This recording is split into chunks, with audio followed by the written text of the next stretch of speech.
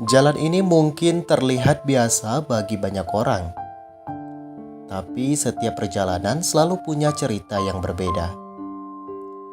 Kadang kita melewati jalan lurus dengan tenang, kadang juga harus melewati tikungan yang tidak terduga.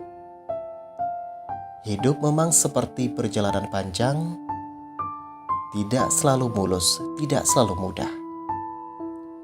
Ada hari di mana langkah terasa ringan, dan ada juga hari saat semuanya terasa berat. Tapi waktu terus berjalan tanpa menunggu siapapun. Maka mau tidak mau kita juga harus terus melangkah. Angin yang lewat seolah mengingatkan suatu hal, bahwa semua yang datang pasti akan berlalu.